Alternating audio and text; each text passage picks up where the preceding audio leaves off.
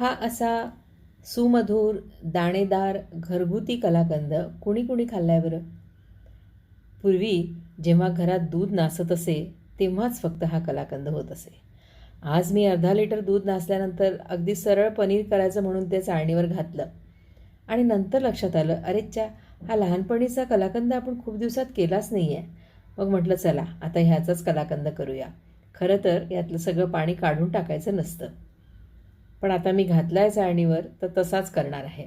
तुम्ही मात्र जर नासलेल्या दुधाचं करणार असाल तर त्यात थोडंसं त्याचं पाणी राहू द्या आणि त्याच भांड्यामध्ये हे आटवायला घ्या. मी आता चाळणीवर काढला होता म्हणून एका पॅनमध्ये ते घेतलेलं आहे. यामध्ये आपल्या आवडीप्रमाणे थोडीशी साखर घालायची, 2-3 चमचे साखर घालायची आणि त्यानंतर गॅस पेटवून मंद ते मध्यम आचेवरती याला सतत ढवळत आपण शिजवून घ्यायचं आहे. आता साखर घातली आहे तर ती विरघळेल, त्यामुळे हे सगळं मिश्रण पातळ होईल. मिश्रण पातळ झालं की ते घट्ट होईपर्यंत आपण आटवायचं आहे. पूर्वी जेव्हा घरात दूध नासत असे त्यावेळी पनीर त्याचं केलं जात नसे, कारण तेव्हा महाराष्ट्रीयन घरांमध्ये पनीरचा शिरकावच मुळी झालेला नव्हता. असं मस्त कलाकंद व्हायचं आणि लहान मोठे सगळ्यांच्या हातावर अर्धा अर्धा चमचा ते कलाकंद मिळायचं. त्याची गोडी काही वेगळीच होती. आता हे आपण आटवतो आहे. बऱ्यापैकी आटत आलेलं आहे.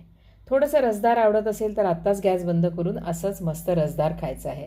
नाही तर थोडंसं जर कडकसर आवडत असेल तर हे असं करून घ्या, खरपूस करून घ्या. यातलं तूप बरंचसं बाजूला निघतं, ते कशात तरी आपण स्वयंपाकात वापरू शकतो.